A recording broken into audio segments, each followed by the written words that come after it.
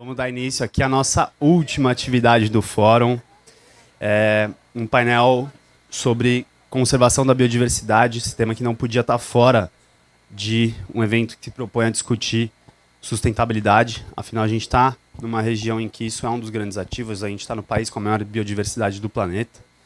E gostaria de, portanto, começar chamando aqui nossos convidados, o professor Hugo Fernandes Ferreira, da UEC. Já ia surgir. Rafaela Camargo Maia, do Instituto Federal de Educação, Ciência e Tecnologia do Ceará. Ó, o fã-clube veio forte. Tem uma vaia cearense aí pra... Samuel Portela, da Associação Caatinga. Aê! Cecília Licário, da ONG e Projeto Aves de Noronha. Aê! E eu já vou botar meus pés pra cima aqui por enquanto, porque quem vai mediar esse papel é a Alê Lúlio, nutricionista e ambientalista. Obrigado, Alê. Passou o microfone. A responsa. Bom, vamos lá. Eu acho que quem vai ser o primeiro a falar, a gente tem um tempinho para cada um, né? Dar uma explanada sobre os temas. O professor Hugo, vamos começar? Sim? Eu acho que... Oi? Claro, fica à vontade. Você tem PPT? Bora.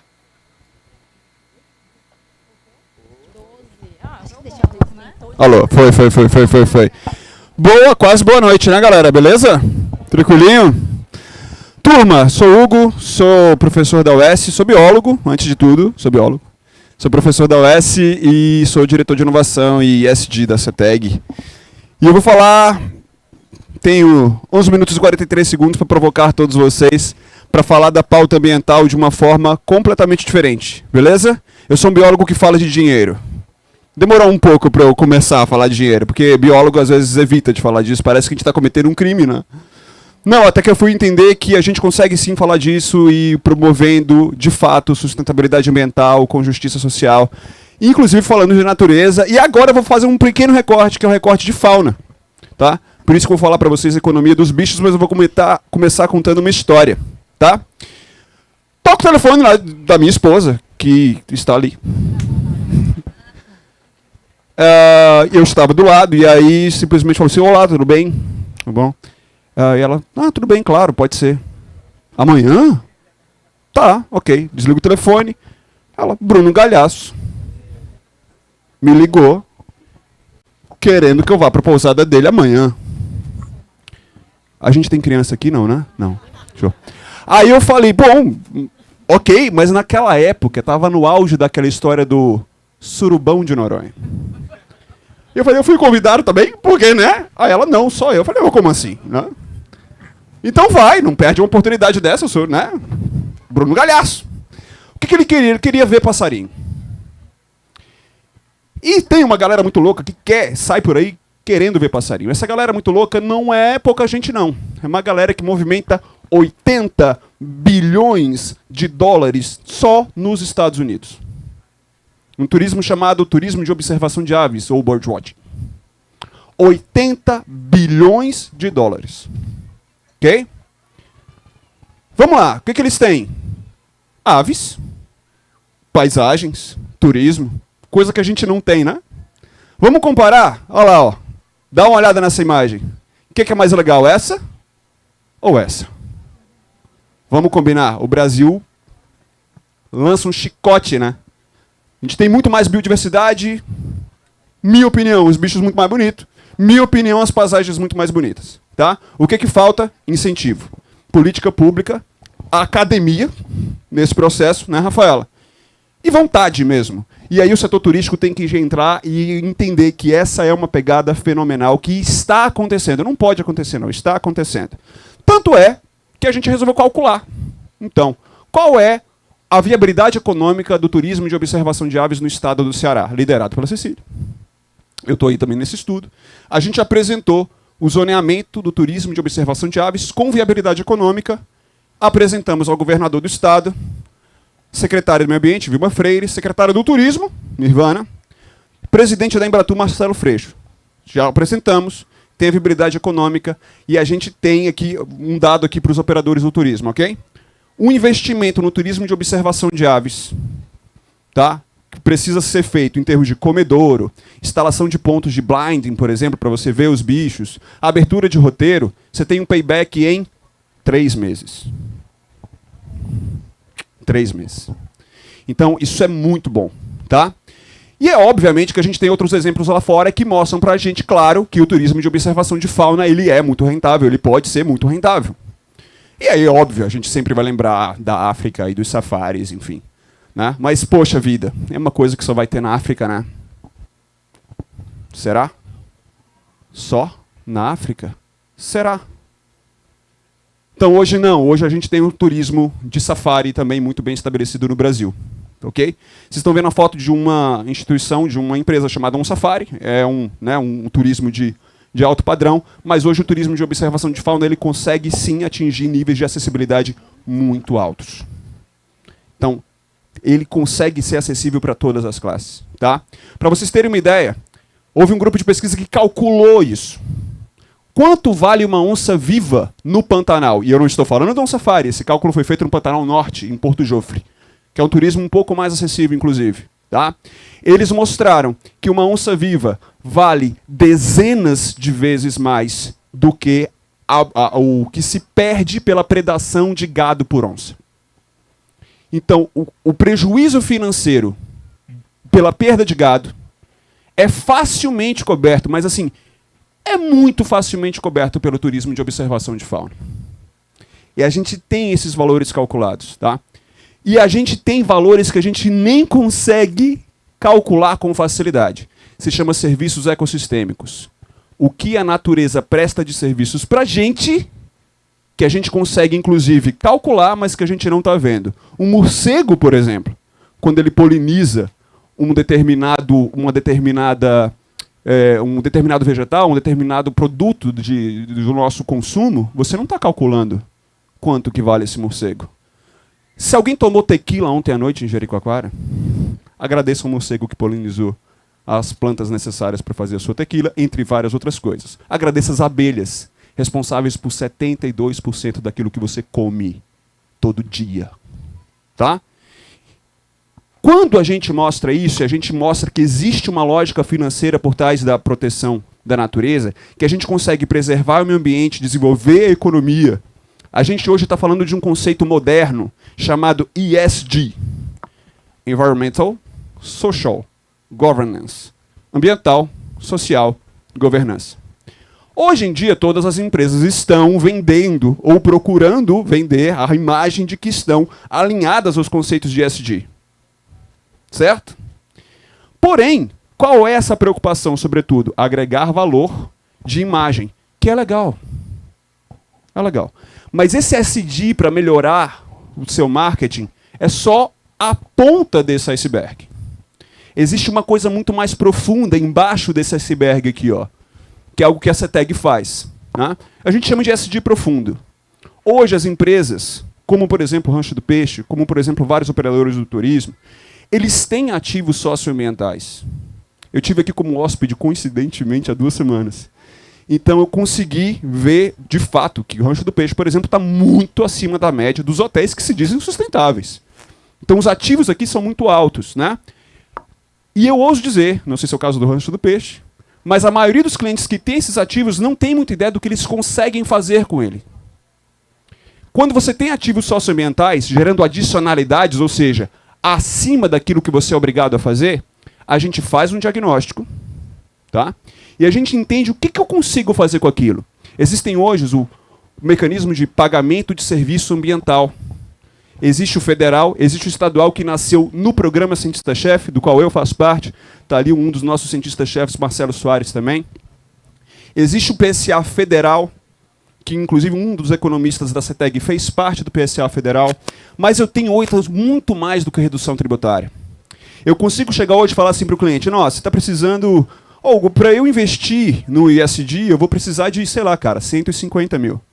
Eu consigo pedir um empréstimo para isso. Eu falo, consegue? Legal. Deixa eu entender os seus ativos, entender como eu consigo trazer você para um mundo de certificação e eu consigo dizer quais são as linhas de crédito no mundo e no Brasil que dão juros menores porque você tem esses ativos.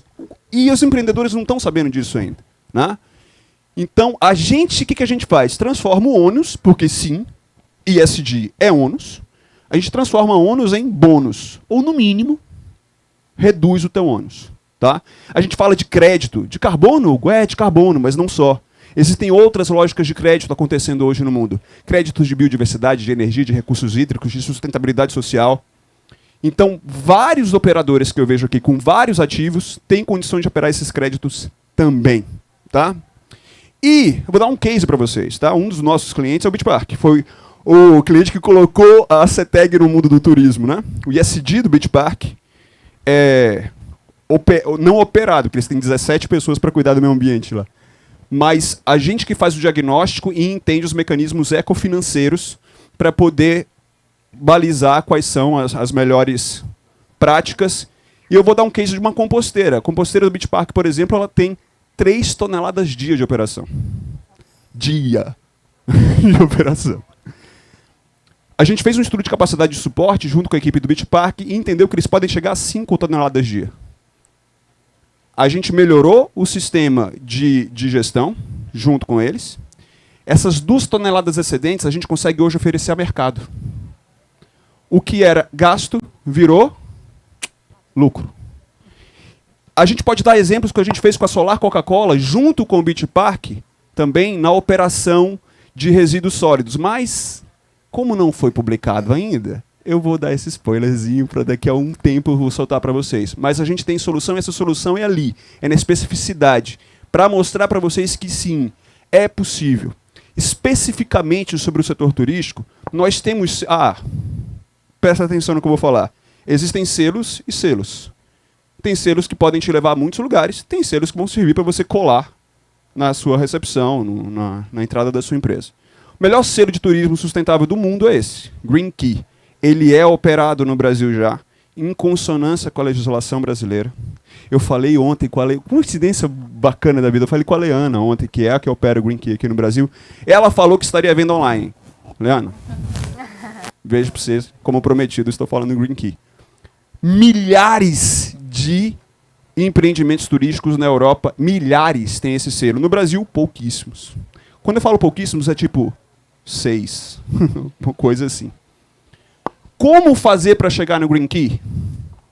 A gente pode prestar consultoria para que isso aconteça. A gente ou outras empresas de consultoria. Mas isso é importante.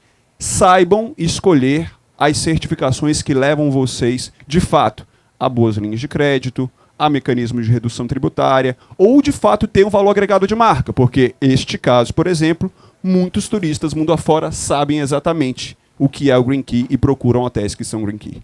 Porém, para finalizar, aqui nós temos, de fato, muitas linhas e que a gente precisa ter uma maturidade muito grande para alcançar.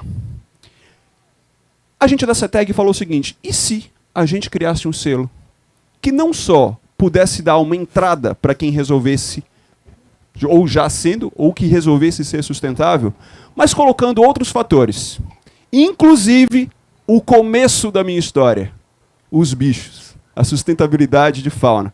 Então, é em primeira mão que eu lanço para vocês o selo Reserva, que é um selo da CETEG, que tem parâmetros internacionais, mas que também considera a nossa biodiversidade, porque ela é valorável, a gente consegue proteger, desenvolvendo a nossa economia. E eu espero que esse recado sirva para vocês entenderem que isso é só uma parcelinha muito pequena de como a gente consegue valorar a natureza, promovendo conservação e justiça social. Obrigado, galera. Valeu demais.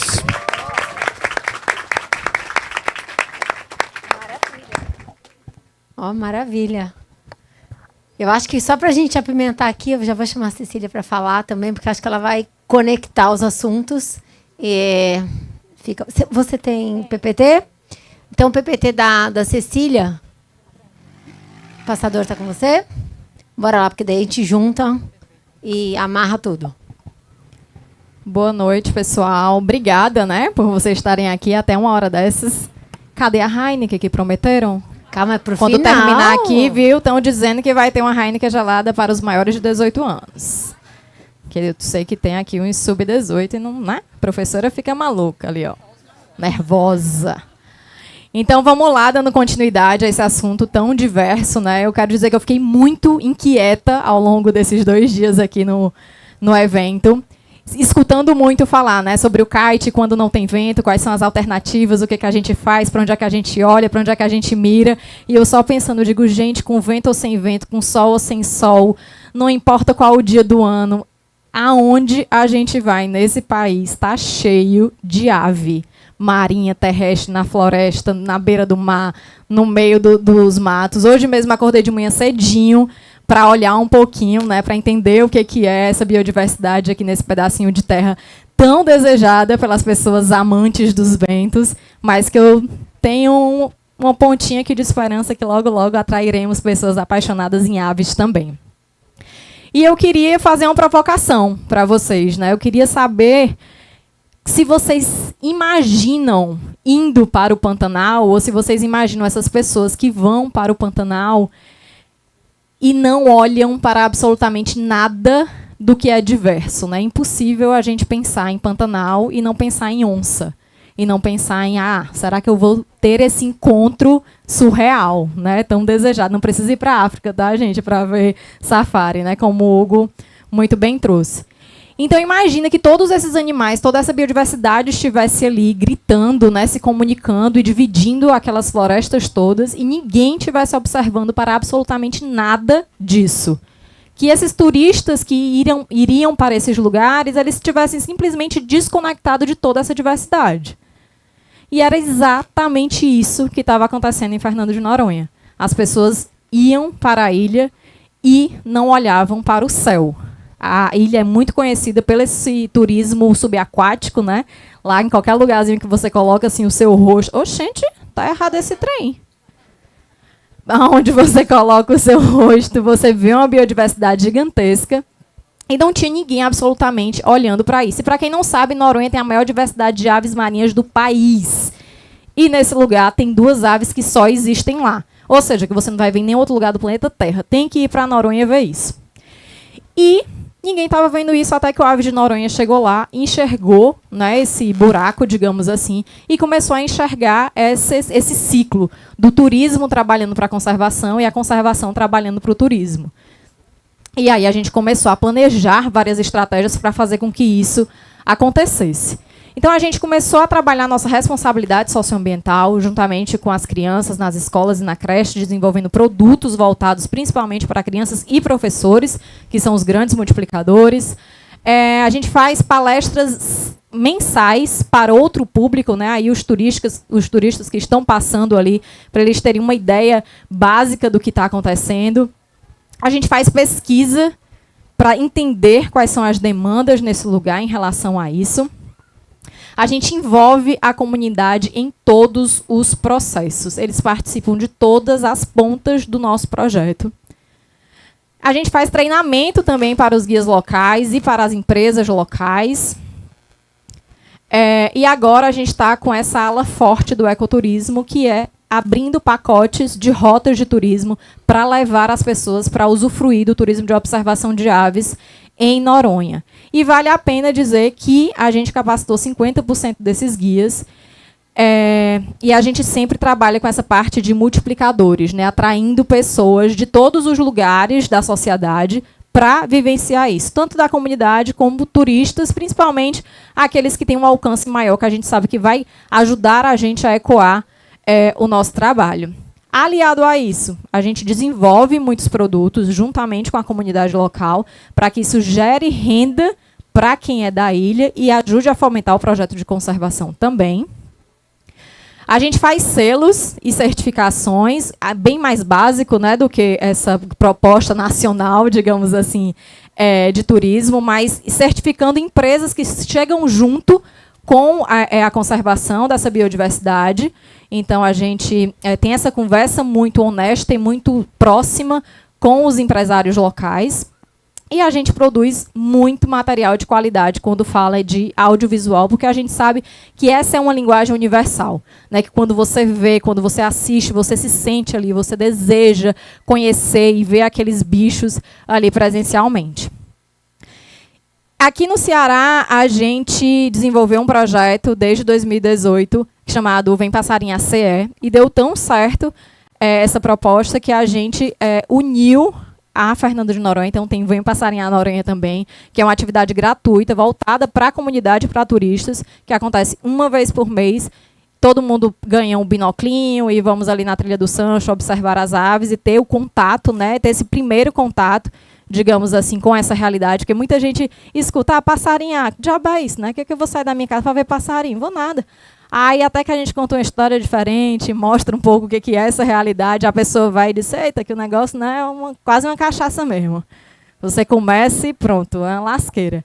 E para isso, para fomentar tudo isso, a gente criou as rotas de observação de aves em Fernando de Noronha, e vale a pena citar que todas essas rotas foram criadas juntamente com a comunidade local. Então a gente fez um grande curso, que o final desse curso, o produto era a entrega dessas rotas pensadas junto com eles. Então, a gente não faz nada assim sozinho, né? A gente sempre envolve a comunidade.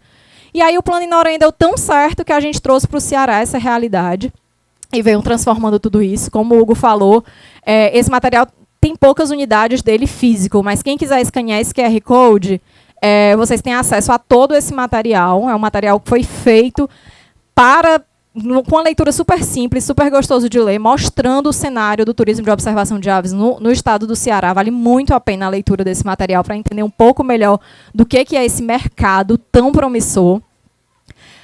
Eu entreguei no começo para algumas pessoas o mini guia físico. Quem não recebeu, tem ali em cima da mesa, pode pegar depois quando acabar. Mas tem o QR Code também para quem preferir a versão no celular. Depois vocês podem escanear. E a gente está lançando esse semestre o Guia de Aves do Ceará, que é um produto assim, muito importante, que vai ser um divisor de águas muito importante para a gente. E o material, né, um livro de viabilidade econômica do Estado, que é mostrando para o poder público e privado quanto que vale, quanto que pode ser investido e qual é a velocidade que essa verba ela retorna para o investidor.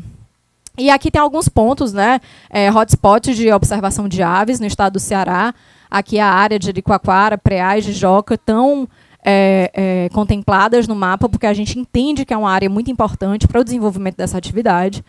E a gente já está promovendo mudanças muito grandes no cenário do turismo de observação de aves do Ceará. A gente tem um projeto muito interessante de transformar o Parque Estadual do Cocó no parque de referência nacional em unidade de conservação estadual, através da criação também de estruturas físicas que chamem a atenção e que deem suporte à atividade do turismo de observação de aves, juntamente com esse material que vocês receberam. Então é isso, tem muita coisa para a gente descobrir no nosso estado, muita coisa para a gente desvendar, né? E o convite aqui é para a gente se unir forças para fazer essa mudança juntos. Muitíssimo obrigada.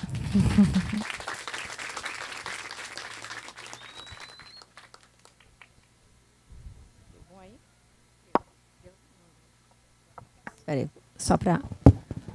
Alguém aqui já tinha pensado em desenvolver aqui nessa região, com uma vocação tão para o oceano, tão para o mar, para os esportes aquáticos, algo que seria, inclusive, rentável, que é a observação de aves?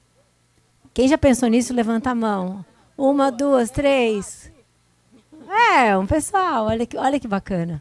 Né? A gente olha tanto a questão da biodiversidade, né? Ou seja, entendendo que cada ser vivo tem o seu papel, pensando muito mais na questão de conservação de bioma e tudo mais, mas a gente não olha também a possibilidade dessa interação que agrega um valor enorme para a região.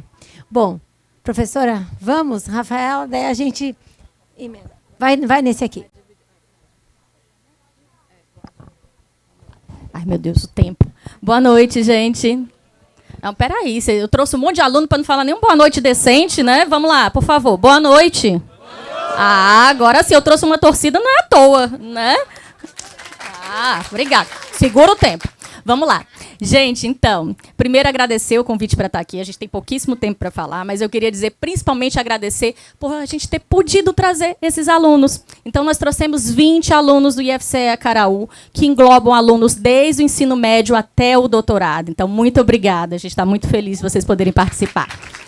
Bom, eu vou falar um pouquinho mais, vou tentar contar a história com pouco tempo, vamos ver o que eu consigo aí fazer. Bom, então eu sou do IFCE Acaraú, sou professora do IFCE Acaraú já há 15 anos. Para quem não conhece, a gente ouviu muito falar aqui da região e pouquíssimas vezes Acaraú foi mencionado, mas quem veio de carro obrigatoriamente passou em Acaraú. Quem foi fazer qualquer passeio à Praia da Barrinha, Barrinha é Acaraú. Então acho bom a gente dizer um pouquinho sobre isso, né? Bom, eu sou bióloga marinha, e eu nunca quis ser outra coisa na vida. Não sei meus colegas, mas eu sempre quis ser bióloga. E eu, muito pequena, minha mãe me perguntava, o que você vai ser quando crescer? E eu dizia, eu vou ser bióloga marinha. Minha mãe disse, mas uma menina dessa, lá sabe o que é isso? Eu disse, eu sei, o que aparece lá no Globo Repórter. É aquilo ali que eu quero fazer na minha vida. Eu não sabia exatamente o que eu queria fazer. Mas eu sabia que eu queria estar relacionada à água, ao oceano, alguma coisa. Foi quando eu cheguei no Ceará, eu sou mineira, cheguei no Ceará ainda criança, e eu tive contato com um ecossistema totalmente diferente, que me proporcionou uma infância de verdade. Uma infância com o pé na lama, entre as raízes, brincando com meu irmão na natureza. Diferente da maior parte da infância da maioria dos alunos hoje. E isso modificou a minha vida. Isso fez eu me apaixonar por um ecossistema, que é o ecossistema manguezal. Então, eu não vou fazer uma apresentação técnica quanto meus colegas. Eu vou falar do meu amor para vocês. Então, vamos lá. Bom, então o manguezal é um ecossistema costeiro, característico de regiões tropicais de todo o mundo. Aqui no Brasil, ele ocupa uma fração significativa do litoral, desde o extremo norte, lá no Amapá, até o seu limite sul, na cidade de Laguna, em Santa Catarina. Então, não tem como falar de litoral brasileiro sem falar de manguezal alguma vez na vida. Se vocês estão aqui há alguns dias, provavelmente vocês já viram uma árvore de mangue que compõe o manguezal. É um ambiente extremamente importante, especialmente quando a gente está falando de sustentação de cadeia trófica, áreas de alimentação, abrigo, reprodução para várias espécies. É o manguezal que sustenta a pesca. É o manguezal que sustenta a vida. É o manguezal que alimenta os nossos povos do mar. Sem ele, a gente não tem nada disso. E eu posso falar de outras funções ecossistêmicas e podemos passar a noite discutindo sobre elas. Mais recentemente, tem sido pontuada a sua importância quando a gente está falando principalmente de mudança climática, mitigação climática. Os manguezais, eles são responsáveis por até 8 vezes mais aí o sequestro de carbono do que qualquer outro ecossistema que a gente pode estar falando. Qualquer outro. Só que o que a gente faz com isso? A gente impacta, a gente destrói, a gente polui. E se a gente estiver falando de atividades turísticas, a gente tem que entender que ele tem que estar envolvido nas nossas atividades. Bom, lembra que eu falei que eu queria ser biólogo? Então, eu fiz o que todo biólogo faz. Normalmente, a gente faz graduação, mestrado, doutorado, pós-doutorado, a gente faz um concurso público. E eu passei no concurso público para o IFCE Acaraú e fundei um laboratório de ecologia de manguezais, o Ecomangue. E lá a gente faz ensino, pesquisa e extensão. Eu fiz o que me ensinaram. Eu coletava dados, eu produzia artigos, eu publicava os artigos. Coletava dados, publicava. E o meu currículo ia até melhorando, né? Estava ótimo. E o manguezal da minha infância? Não mudou nada. Nada, nada, nada, nada. E aí nasceu dentro do nosso laboratório uma vertente que é a extensão acadêmica, que não foi algo que eu fui formada a fazer, não sei os meus colegas, mas eu não aprendi sobre isso na universidade. E aí a gente começou a trabalhar com os nossos alunos, dar uma resposta à sociedade sobre todo o dinheiro que era gasto com a gente. E aí nasceu uma série de projetos de educação ambiental, principalmente. Começamos, então, como? Vamos limpar. Está sujo, vamos limpar. Uma série de ações foram realizadas para a limpeza com maneira pedagógica. A gente não vai limpar todos os manguezais, não temos nem condição e nem é nossa função, mas de maneira pedagógica a gente faz essas ações. Hoje de manhã a gente realizou uma no manguezal de Tarema. 6 alunos que não estão aqui, não puderam, estavam lá hoje, recolheram 1 hora, 9 sacos de 60 litros de lixo de dentro do manguezal, hoje de manhã. Bom, aí a gente foi para as escolas, e aí eu disse, como é que pode as pessoas não saberem o que é o manguezal? Alguém já estudou isso na escola? Na maioria das vezes tem meio parágrafo. E a gente descobriu que os livros não falavam sobre isso. Como pode um livro não falar sobre isso, ainda mais aqui no Ceará, onde qualquer criança olhar para o lado, tem um laboratório vivo que é o manguezal. Os livros de ciências das nossas crianças falam muito, mas muito mais da Amazônia do que fala do manguezal que está do lado da casa dele. Obviamente a Amazônia é importante, mas ele não se reconhece lá. Onde ele se reconhece? No manguezal que está do lado da casa dele. E se não está no livro, ele não se vê, ele não entende que é importante. Então, nós começamos uma linha de produção de material didático. Tem 2 exemplos aí, uma das autoras está aqui à frente, a Rita. Então, a gente começou a produzir um material que as pessoas se vissem nele. Não adianta eu, de fora, chegar e falar, ó, você tem que fazer isso. Não resolve. Você precisa se ver no material. Então, nós produzimos material didático gratuito com a parceria da iniciativa privada. Estou tentando falar rápido, gente. A gente conseguiu imprimir uma série deles e todas as escolas de Acaraú têm esse material gratuitamente. Além disso, ele está nas nossas páginas para baixar online, gratuito. Todos os direitos autorais doados, todos eles foram para que as pessoas utilizassem. Nós fazemos capacitação com os professores da rede pública para que eles usem o material. Além disso, mas os jovens mudaram, né? Ih, não tenho nada de tempo. Os jovens mudaram. Então, a gente produziu também um aplicativo, também gratuito, disponível nas lojas de aplicativo, parceria, todo feito de alunos para alunos. Uma aluna da biologia produziu material, um aluno da tecnologia da informação produziu o aplicativo. Lá você pode ouvir, se você não conseguir ler, com as vozes dos alunos falando. Então, é de aluno para aluno. Já passou meu tempo? Além disso, a gente faz uma série de ações, principalmente relacionadas à ciência. Então, a gente tem um projeto chamado Ecomang Vai à Escola. Ecomang é o nosso laboratório, onde a gente vai às escolas para levar uma parte da nossa coleção didática, para que as crianças tenham contato, mexam. Além disso, a gente faz exposições na rua, como vocês estão vendo. Vou fingir que eu não vi. Falta pouco. A gente faz exposições na rua, a gente acompanha os professores que quiserem em aulas práticas, a gente vai ao manguezal, e além disso a gente recebe no laboratório. Então você pode passar um dia como cientista, um dia inteiro no laboratório com a gente, e a gente recebe muitas escolas. Fizemos mais recentemente esse projeto, implantação de trilhas ecológicas dentro das áreas de manguezal. Vocês não estavam falando o tempo inteiro, eu não trabalho com turismo, mas eles não estavam falando da dificuldade de ter outros atrativos, de ter outras coisas. A gente tem um manguezal aqui do lado. Por que a gente não pode fazer uma trilha ecológica? É divertido, é diferente, e eu tenho certeza que vocês vão se encantar. Então, a gente faz isso, esse projeto foi de Itarema, a gente desenvolve lá a alternativa pioneira. Recebemos também iniciativa público-privada, uma estufa, a gente produz mudas, não para reflorestar todos os manguezais, mas para capacitar as comunidades costeiras para que possam fazer isso. Então, dentro do IFCE, a gente produz as mudas de mangue e leva para a natureza para ser replantadas. E fazemos mais recentemente palestras com os gestores públicos. Então, estamos formatando, fizemos com o ICMBio, o pessoal do Cavalo Marinho, a gente esteve lá, trabalhou com eles. E nós estamos formatando Então, se ainda tiver algum gestor público da região, a gente quer fazer um curso para vocês. Eu sei que vocês sabem de legislação, mas vocês têm algumas vezes dúvidas com relação ao manguezal. Então, eu quero falar para vocês agora. É isso, tem uma série de ações que você pode fazer para ajudar o manguezal, mas eu vou deixar aí principalmente o contato, as redes sociais do laboratório. Lá você tem o link do aplicativo, do e-book, do livro e da maior parte dos materiais que nós produzimos. Obrigada.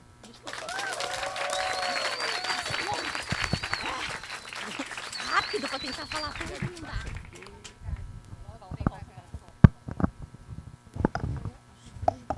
Oi. Agora sim, acho que desliga sozinho. Bom, maravilha. Realmente o mangue, né? Eu sou uma pessoa que eu sou nutricionista, mas eu de criança falava que ia ser bióloga marinha. Então me reconheço em você. E o manguezal, realmente, em tudo que a gente vê, eu tenho o privilégio de viajar muito, principalmente o litoral do Brasil. Eu vejo um desprezo gigante com relação ao manguezal. A gente vai falar isso depois. Eu acho que numa região que nem essa, em pleno desenvolvimento territorial, né, em que o turismo vem, principalmente onde se quer o turismo, nos lugares mais próximos ao oceano, aos rios, e aí é onde mora o manguezal. Então, eu vejo que a gente pode falar disso daqui a pouquinho. Bom, acho que para a gente completar os painéis, vou chamar o Samuel. Samuel, vamos? Bora lá. Aí, ó. Então, pessoal, boa noite. Eu vim falar um pouco aqui para vocês a respeito do nosso trabalho na Associação Caatinga. A gente foi convidado para falar um pouco do que a gente desenvolve lá na região, quais são as nossas atividades. e falar um pouco também de como é a nossa relação com as comunidades lá no entorno, né? A Associação Caatinga está desde 1998, estamos no nosso 25º ano, conservando a Caatinga, difundindo suas riquezas, né, inspirando as pessoas a cuidar da natureza. E eu falo isso já complementando a fala da professora, né, que quando a gente estudava nos livros de geografia da gente, a gente via lá a Mata Atlântica, via lá a Amazônia, via o Cerrado, né, mas quando passava na página da Caatinga, o que a gente via era uma mulher com a lata d'água na cabeça e aquele solo rachado. Né? Então, a partir daí, a gente começou a ter essa visão de trazer mais conhecimento, trazer mais informações sobre o bioma em que a gente está inserido, que é o bioma Caatinga. Né? Então, a gente está até com um investimento bem maior hoje em comunicação e educação ambiental, né? Está meio que equilibrado com as outras frentes de trabalho da gente, mesmo sendo um custo, antes que a gente via como um custo, mas hoje é um investimento, né? A comunicação dentro da instituição. Mas a gente trabalha basicamente com essas 7 linhas que a gente chama de modelo integrado de conservação da Caatinga. E eu vou falar de cada uma delas até o nosso tempo terminar. Primeiramente, conservação e gestão de áreas protegidas, que é a área que eu toco mais dentro da instituição. E o nosso projeto inicial, que é a Reserva Natural Serra das Almas, a Associação Caatinga surgiu lá 25 anos atrás para começar a gerir essa área. Foi criada, instituída, né, para a Associação Caatinga gerir. É uma unidade de conservação da categoria RPPN, Reserva Particular do Patrimônio Natural, e ela está localizada entre os municípios de Crateús e Buriti dos Montes, no Piauí, e é um posto avançado da Reserva da Biosfera da Caatinga. Né? E ela tem 6.285 hectares, a maior RPPN aqui do estado do Ceará, e que a gente vem desenvolvendo um trabalho já pesado, né, de 25 anos com toda a comunidade do entorno. É uma unidade de conservação detentora de uma rica biodiversidade. O Hugo está aqui para comprovar, faz pesquisa lá, ajuda a gente com o monitoramento de mamíferos, né, principalmente com felinos, e aí alguns números das espécies já catalogadas na RPPN. Também ela abriga 4 nascentes e a gente fez um estudo recente, contratamos uma empresa para fazer esse estudo, onde a gente conseguiu esse número de 4,8 bilhões de litros de água anualmente que é retido por essa floresta, né, em escoamento evitado. Ou seja, se você tem floresta, você faz com que a chuva que cai naquela área não escorra e vá diretamente lavando o solo, mas sim infiltre e abasteça os recursos hídricos da região. E ela também, né, a gente fez um outro estudo em que constatou, fez todo o levantamento com parcelas e constatamos que a área estoca, né, em toda a sua extensão, 6.285 hectares, 1.600.000 toneladas de carbono. A gente também trabalha com criação e gestão de unidades de conservação. Já foram 33 RPPNs criadas e 3 UCs públicas, que nós trabalhamos nos estudos de criação, e vários planos de manejo.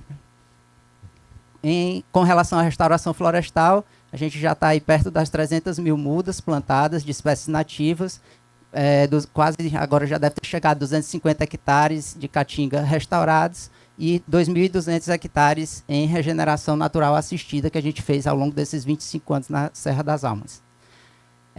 Com relação às tecnologias sociais, eu já digo que tem uma mesinha ali com vários materiais, está à disposição, podem pegar, tá bom? Já que não vai dar para falar de todas aqui, mas são 10 tecnologias que a gente trabalha, algumas eu já vi até implantadas aqui no rancho, né, como os banheiros biocéticos, por exemplo. Então, a gente trabalha com essas 10 tecnologias nas comunidades do entorno da Serra das Almas. Nós somos uma RPPN, a única categoria de unidade de conservação particular. Então, nós não temos tanta influência sobre o entorno, nós não temos uma zona de amortecimento.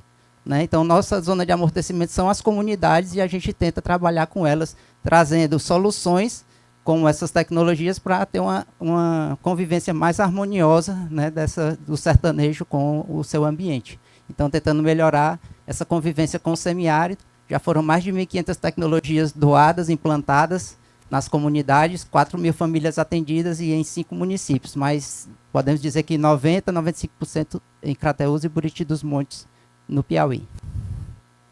A educação ambiental é uma linha que é importantíssima dentro da instituição, ela é transversal a todas essas ações que eu falei anteriormente, né? E aí a gente tem números bem expressivos de educação ambiental. Já foram milhares de pessoas, né, já impactadas, que já passaram por capacitações, professores, mais de 30 mil alunos envolvidos, mais de 90 escolas, e ali tem o QR Code dos materiais já produzidos. A gente tem uma exposição itinerante e tem uma exposição física que fica lá na Seara da Ciência. Estão todos convidados para visitar, quem for a Fortaleza. É uma exposição com vários painéis interativos, onde vocês podem ter uma espécie de vivência, né, do bioma Caatinga, conhecer um pouco mais quem não puder ir diretamente lá na Serra das Almas, por exemplo.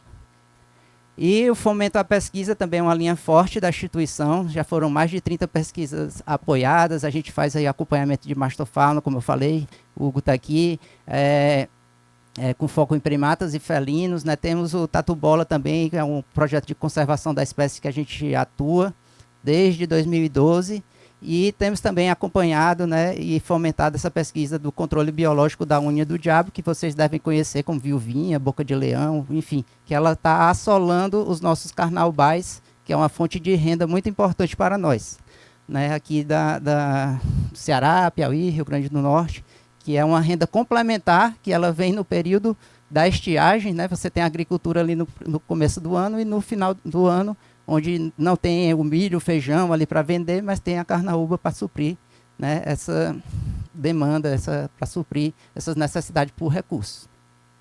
E, enfim, políticas públicas também a gente trabalha muito relacionado à política pública, fomentando, participando de vários fóruns, várias reuniões, uma relação muito forte também com a Secretaria do Estado do Ceará, trazendo políticas públicas para o Estado. E agora sim, por fim, a comunicação, que assim como a educação ambiental é transversal a todas as nossas ações. Muitos materiais estão no nosso site, vocês podem baixar, como eu falei, tem mais alguns ali. E é uma visão que a gente tem, né, de valorização do bioma e engajamento da sociedade em prol da conservação do bioma, que é tão pouco divulgado, tão pouco conhecido, e a gente acredita que você só passa a gostar daquilo que você conhece, né? Então, se você não conhece o bioma, quem é que vai cuidar daquilo que não conhece? Aqui alguns números, a apresentação fica à disposição para vocês, e alguns reconhecimentos e patrocinadores que fazem tudo isso acontecer. Enfim, Caatinga, a floresta que é a cara do Brasil, esse é o nosso lema. A única floresta exclusivamente brasileira, o único bioma exclusivamente brasileiro. Estamos aí para atender as demandas, pedidos, e fiquem à vontade para conhecer a Serra das Almas. E estamos à disposição para as perguntas.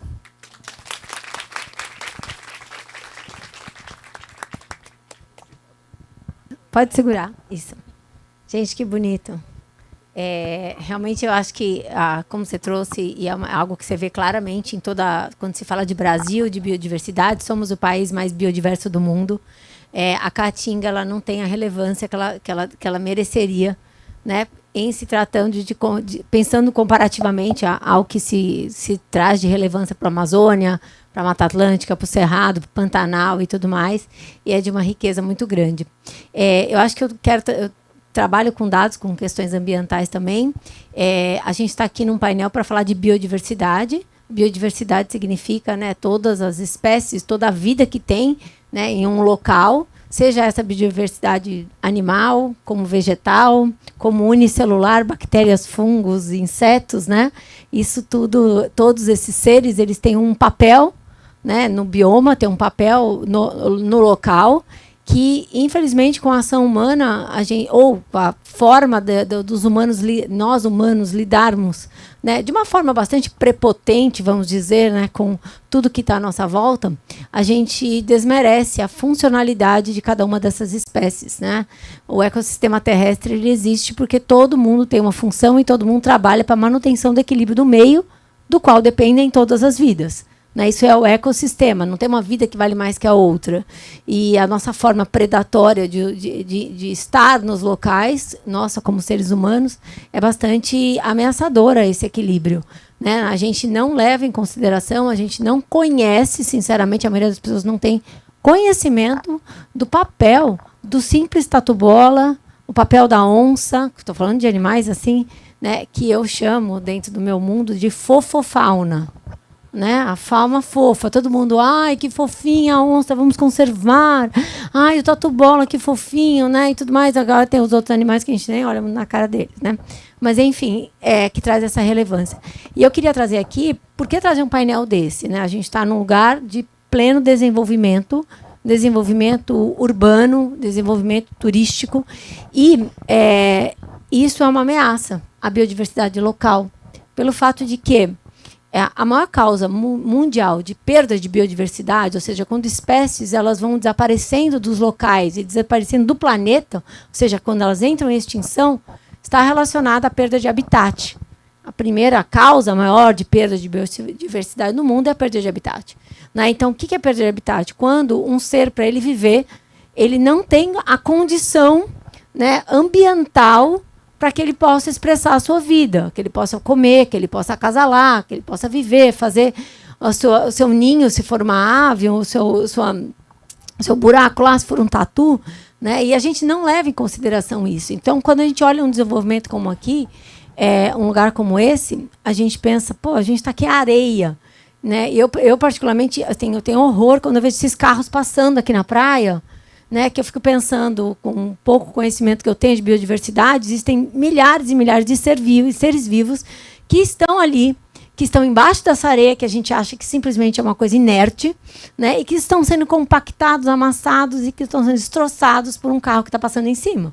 Né? Quando a gente traz um avanço imobiliário, né, por exemplo, aqui na Restinga, nessa área aqui, em que com certeza é uma área de refúgio para muitos animais, né? Inclusive essas plantas têm um papel que prestam serviços ambientais.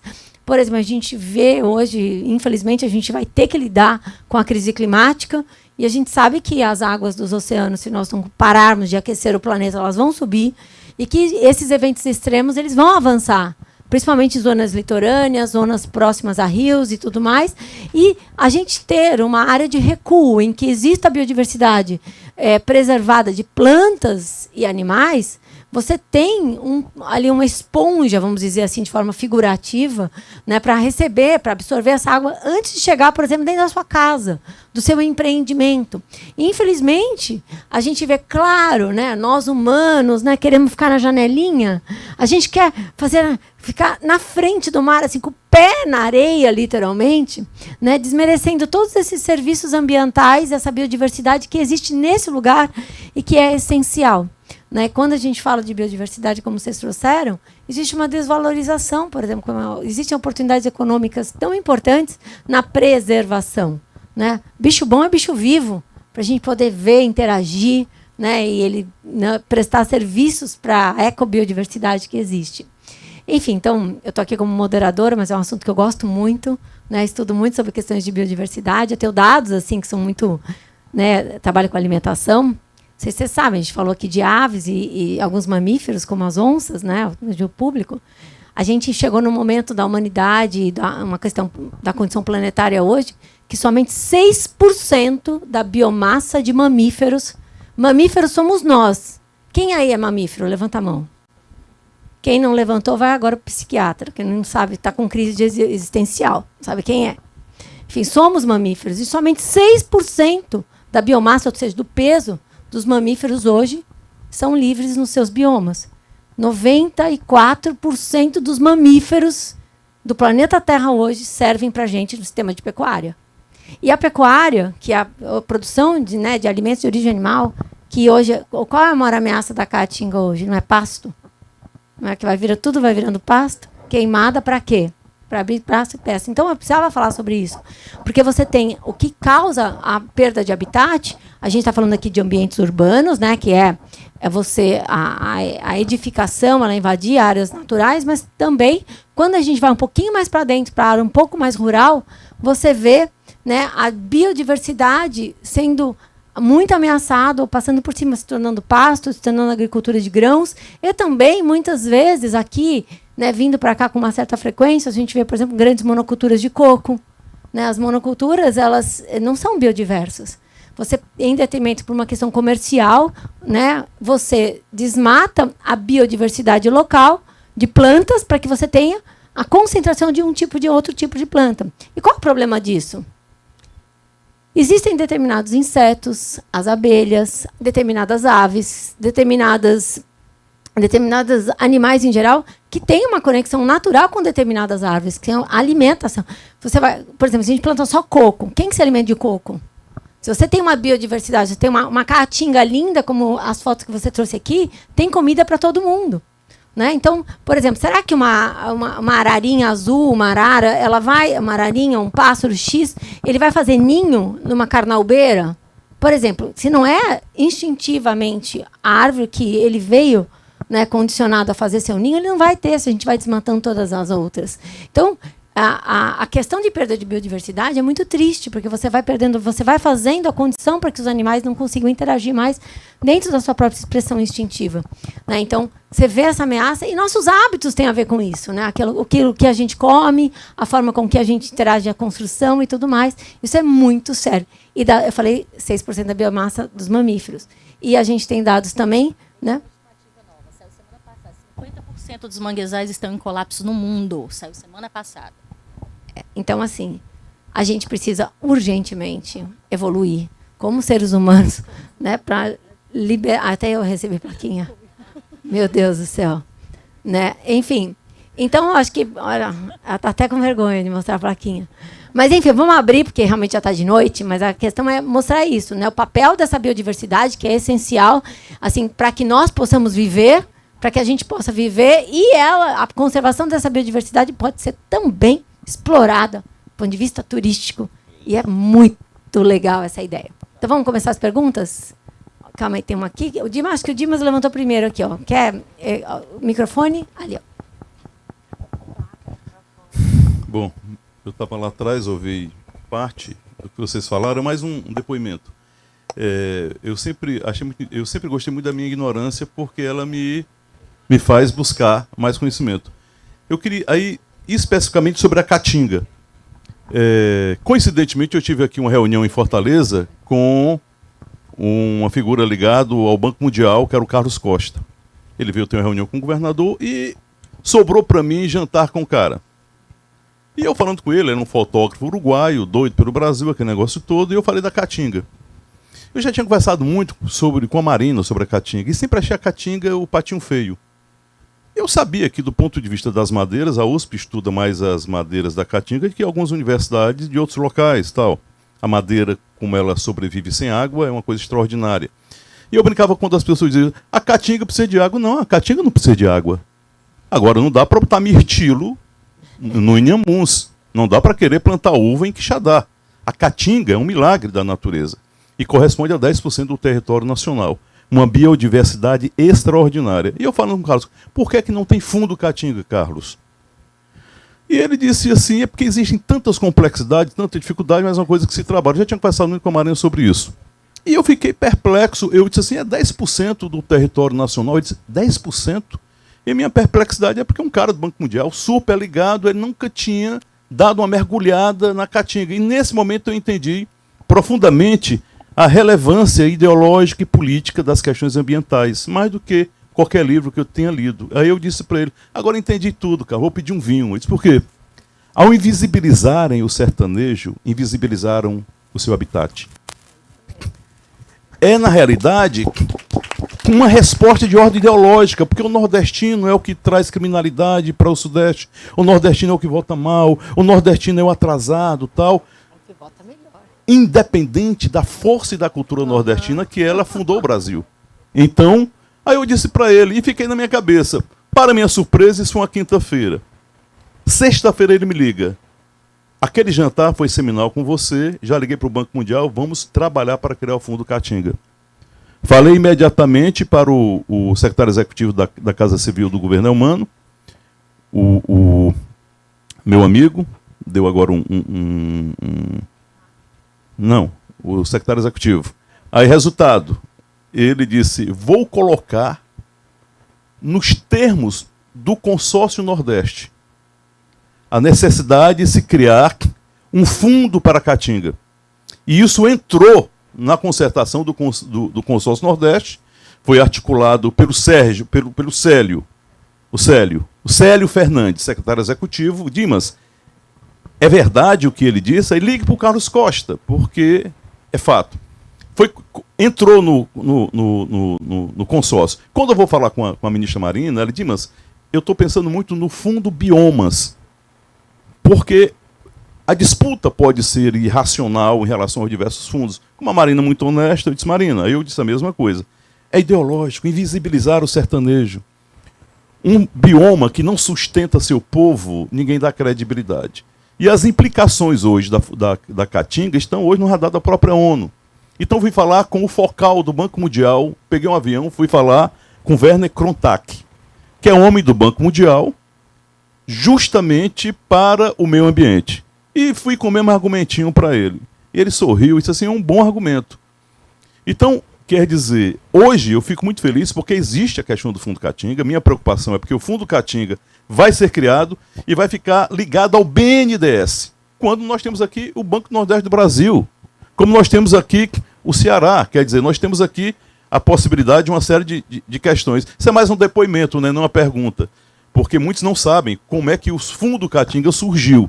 E o Fundo Caatinga surgiu dessas articulações do Célio comigo, o Carlos e posteriormente o Werner. E a Marina hoje ela defende efetivamente a criação de um Fundo Caatinga. E para finalizar eu disse para ela, o Fundo Caatinga não apaga a Amazônia, realça a Amazônia, porque o mundo vai saber que além da grande Amazônia, o Brasil tem uma biodiversidade extraordinária em que a Caatinga não fica atrás de ninguém. Ela é extraordinária e temos que impedir o assoreamento dos problemas. Isso é interessante porque não está escrito o que eu estou lhe dizendo. E a base hoje do Fundo Caatinga foram essas concertações.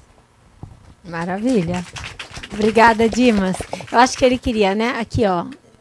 Posso fazer um comentário muito breve sobre o comentário do Dimas? Claro. Tem algo até mais... Não vou dizer assustador, que é uma palavra muito pesada, mas ele reflete essa cegueira, que não é nem miopia, essa cegueira que a Caatinga enfrenta. Eu vou pedir para que todo mundo, agora, de imediato, não precisa falar, só pensa. Quando eu falo assim, animais extintos no Brasil, que bioma vem na cabeça de vocês? Certo? Ou animais ameaçados de extinção, que bioma vem na cabeça de vocês? Se eu falar o Cerrado, geralmente fala Mata Atlântica, porque vem mico-leão dourado, que é ameaçado, não é extinto. Eu vou dar uma lista aqui, ó. Rato de Noronha, Nordeste. Caburé de Pernambuco, Nordeste. Gritador do Nordeste, Nordeste. Limpa-folha do Nordeste. Tem a perereca verde, que é de São Paulo. Um maçarico esquimó, que vinha para o Nordeste. Uma arara azul pequena, de Santa Catarina. E um peito vermelho grande, que é um passarinho, do Nordeste. Fora a ararinha azul, que foi extinta da natureza, está sendo reintroduzida, e o mutum de Alagoas, que foi extinto da natureza e foi reintroduzido. Isso não está no imaginário coletivo dos cientistas brasileiros. Se eu fizer essa mesma reflexão num congresso ambiental com cientistas do Sudeste e do Sul, eles não vão ter essa percepção. Os meus pares, os pares da Rafaela, não tem essa percepção. Ou seja, a gente está num abismo. Um abismo. E a gente tem o dever de construir esses tijolinhos para chegar nesse abismo. Então é muito bom saber dessa iniciativa, porque ele é, sem dúvida, o tijolo que vai fazer com que, que vai fazer com que a gente diminua essa distância. Maravilhoso. Vamos seguir? Só para ter uma noção de como o bioma é esquecido, né? A Caatinga e o Cerrado, até hoje, não são patrimônios nacional, né? Ainda não estão na Constituição como patrimônio. E o único endêmico do Brasil, né? O único bioma que é exclusivo do Brasil, todos os outros ocorrem no Brasil e em países vizinhos, e a Caatinga ainda não é um patrimônio nacional.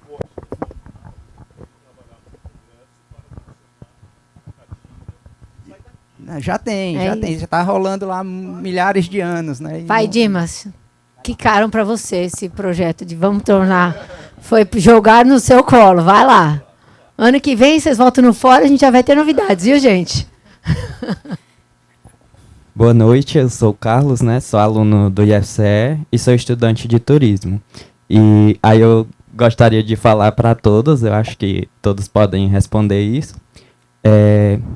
Nós tivemos aqui bem explicado 3 tipos de turismo, né?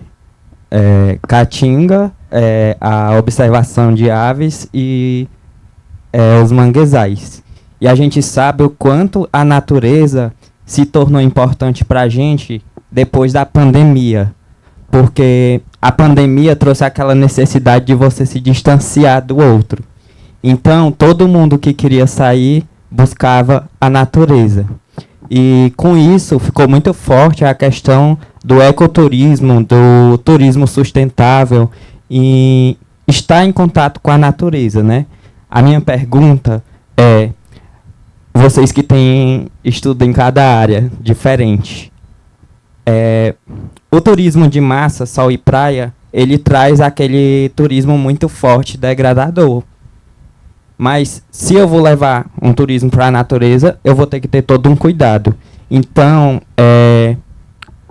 qual seria uma maneira de fazer esse tipo de turismo e que eu possa conscientizar, né, o turista a ele estar naquele meio, ele participar dessa vivência sem que ele possa causar impactos muito fortes, né? Porque impactos sempre tem quando você está se inserindo no habitat do outro. E a minha pergunta é essa. Boa, fiquem à vontade. Eu vou começar falando, porque esse foi uma conversa que eu passei a hora do almoço todo tendo, depois do que o nosso colega falou de Porto Seguro, né?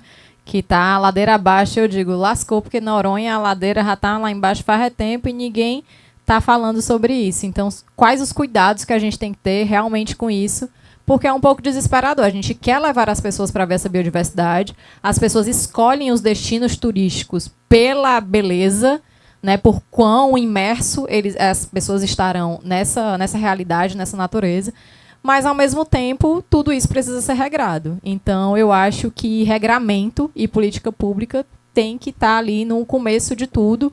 Se não tiver, né, organizado desde o começo, vai tentar organizar a bagunça realmente, porque não tem como. A gente tem milhares de destinos no Brasil, no Nordeste, e a gente tem que entender que existe capacidade de suporte para tudo, né? Todos os ambientes existem um teto que você pode atingir para que você mantenha aquilo. Então, tem vários estudos por trás de tudo isso, né? E a pesquisa, a ciência sempre por trás, dando subsídio a todas as nossas ações. Então, assim, Noronha, por exemplo, fizeram um novo estudo falando sobre a capacidade de suporte. Hoje, por mês, o máximo de turistas que a ilha pode suportar com a estrutura que tem hoje são 11 mil pessoas por mês.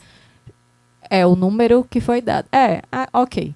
Não vamos discutir isso agora. Mas esse controle, ele precisa realmente ser feito em todos os lugares. Por exemplo, uma piscina, né? Lá tem uma piscina chamada a Piscina da Atalaia. O máximo de pessoas que pode estar ali ao mesmo tempo são 16 pessoas. Alguém foi lá, fez um estudo, observou como que era possível aquilo, e é uma loucura, porque as pessoas não entendem isso. Eu já assisti brigas na entrada do atrativo turístico de pessoas que porque eu quero ir, porque eu paguei, porque eu não sei o quê. Então, assim, tem que ter uma consciência também, né? A gente tem que trabalhar esses bastidores nesse sentido, que não é, eu tenho o direito. Por que não pode? Por que só são 16? Quem foi que disse isso? Por algum embasamento. Então, é muito importante a gente ter essa conscientização para que a gente não extrapole os nossos destinos e transforme num destino terrorista, né? E não uma coisa gostosa de se fazer. Eu acho que eu vou reforçar. Deixa eu reforçar aqui. Eu acho que você trouxe um ponto que eu falei na abertura ontem. A gente precisa ser, assim, de forma educada, política e acolhedora, mas nós precisamos ser pontuais, enérgicos com turistas mimados. Turista mimado que vem num lugar que não respeitando o lugar porque está pagando, porque ele pode, porque isso, porque aquilo, não é um turista, assim, ele é um turista degradador. Então, assim, como eu falei, de forma respeitosa e acolhedora, trazer que existem dados, existe um local que tem toda um cuidado com o seu ambiente em todas as suas esferas e que isso é a regra. E como você vai colocar as pessoas locais em confronto pacífico, entendam-me bem, com esse turismo, com o letramento da população, com o letramento, com a educação, juntando a academia, né, que traz os dados, e você faz educação ambiental nas escolas, entre os grupos, os grupos que trabalham diretamente ou até mesmo, e até mesmo indiretamente com o turismo, para que, primeiro, se dê valor ao que se tem do ponto de vista de patrimônio natural. A população local tem que valorizar o patrimônio natural, tem que ter amor pelo patrimônio natural. E aí conhecer um pouco de dados e aí se criar regras. Essas regras devem estar expostas e a população tem que ser conhecedora. E aí, obviamente, fica mais simples, inclusive, uma abordagem mais cuidadosa com esse turista e não é assim, porque é assim e acabou. Não. E fazer com que esse turista tente entender, mas não sucumbir aos mimos de turistas que vêm com esse papinho de tô pagando, porque eu acho que daí a gente não chega em lugar nenhum. Bom, eu não sou profissional de turismo, como você está estudando para ser, eu não posso dar uma informação detalhada com relação a isso. Eu vou falar o que eu acredito e o que a gente faz. Normalmente, a gente trabalha em turismo de base comunitária. Eu não acredito, pelo menos para os manguezais, em trilhas que não tenham sido já utilizados pelos pescadores e que a gente não capacita aqueles jovens da comunidade. Então, a gente quer agregar valor a ele. Eu acho que a universidade vem nas ações extensionistas nesse sentido. Então, a gente produz o conhecimento científico, a gente é financiado para isso, para que eu possa devolver à comunidade alguma coisa. Então, no nosso caso, a gente trabalha com essas trilhas que já existem e que a gente capacita normalmente filhos de pescadores e que estejam trabalhando ali naquela comunidade. Então, eu acho que o caminho, pelo menos para minimizar esse tipo de impacto e que a gente possa mostrar que os manguezais são lindos e que merecem ser vistos todos os dias é dessa forma. Boa. Alguém mais? Assim. Só para não estender muito o mesmo assunto, para dar oportunidade para os outros, mas a questão que a Cecília falou mesmo, são regras, né, que devem ser cumpridas. A gente trabalha com ecoturismo na Serra das Almas, né, e lá a gente é bem rigoroso mesmo, chega a ser chato, inclusive até com pesquisadores, né? Mas é porque tem que seguir, porque se não seguir, acaba vindo aquela pessoa que vem pelo impulso, vem com a turma, né? Tem gente que gosta realmente de estar no ambiente natural, mas tem aqueles que estão indo lá só para tirar uma foto, para postar, e o resto que deixa correr, né? Então quer soltar lixo, quer fumar, enfim, tem vários tipos de impactos e vários tipos de regras que têm que ser seguidos dentro de uma unidade de conservação, que é o nosso caso, né? Falando do nosso caso. Então, é impor regras. Eu acredito muito na PEA, PEA, Programa de Educação Ambiental. Né? Então, isso aí é importante também, a gente ter uma comunicação, uma prévia ali com todo visitante que chega, né? Falar um pouco das regras, falar por que existem aquelas regras, né? E aí eles verem que, seguindo aquilo ali, deixa aquele ambiente daquela forma como eles vão conhecer e vão ser impactados de forma positiva. Né? Boa. Posso falar? Vamos embora. Vai, Isa. Meu nome é Isadora, sou moradora da Lagoa do Paraíso, só que do lado de Cruz, que é um lado mais preservado da biodiversidade local, que tem ainda uma quantidade grande. Se a gente vê do mapa, a gente vê uma quantidade grande ainda de grande, não digo assim grande, mas maior de biodiversidade preservada ainda. E só eu queria agradecer, na verdade, a oportunidade da gente ver esses programas que a gente está, alguns de nós estamos começando a ver, iniciativas já bem avançadas, incentiva a gente. Mas o que eu queria trazer aqui, meio continuando esse assunto, né, da diversidade nossa, e trazendo, porque a gente está num fórum, trazendo o que a gente pode fazer, né, porque tem as organizações, tem a universidade, os cientistas, as reservas, o Estado, mas o que a gente no dia a dia pode fazer. A Lê já deu uma fala ontem e hoje bem importante dessa coisa do turista mimado, que é isso, tem alguém que mima esse turista, né? Para ele ser mimado. Então, o que a gente oferece como pousada, o que a gente oferece como empreendimento, de trazer uma valorização. Eu moro numa comunidade rural e eu vejo que as pessoas da comunidade onde eu moro, elas têm ainda muito conhecimento da mata, da biodiversidade, conhecimento tanto medicinal quanto de alimentar, mas que isso foi se perdendo porque é uma supervalorização da cidade. Então, aqui no Preá, a gente está virando uma cidade e a gente nas nossas práticas, assim, a gente pode contribuir, se juntar. Nós, empreendedores, moradores, todo mundo a gente pode se juntar e criar iniciativas da gente valorizar as coisas daqui.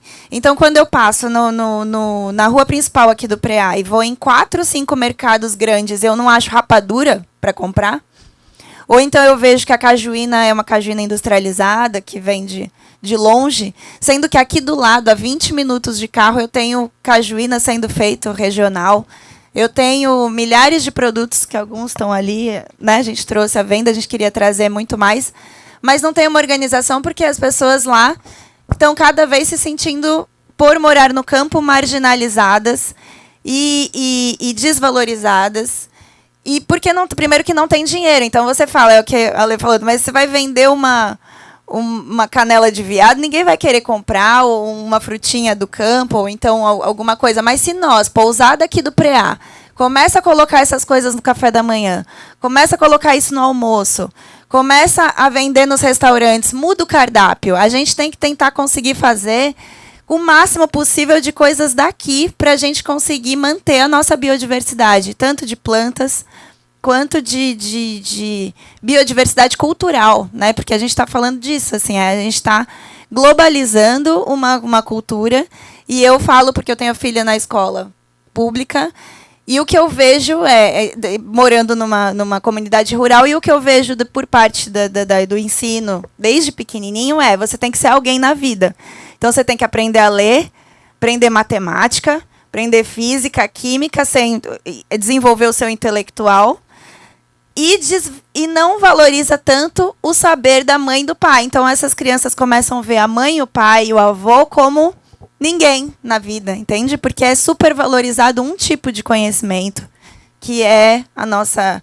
Então, quando a gente para e começa a valorizar, então, para a criança, fala assim, nossa, o conhecimento de medicinal e tal, a gente também... Né? Então, acho que começa na escola também por aí, né? Aí é isso. Obrigada pelo espaço. Obrigada, Isa. Acho que a Isa reforça um assunto que é um tema que a gente tem discutido bastante aqui, que é essa questão da conservação da biodiversidade, quando a gente vai falar para a parte, né, da biodiversidade, principalmente alimentar, né, que são as plantas, que aqui, nativas daqui, uma diversidade linda de frutos, de raízes, de folhas diferenciadas, que pode ser tanto alimentar como usadas na medicina e tudo mais.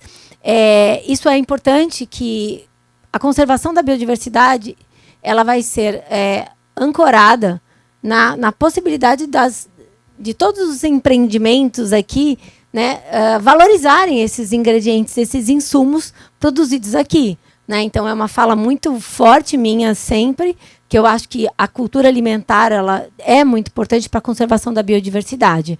Tá? Então, assim, assim, você vê, muitas vezes tem turista que chega aqui que quer comer sashimi de salmão, que vem do Chile, transportado por 300 milhões de quilômetros, enfim.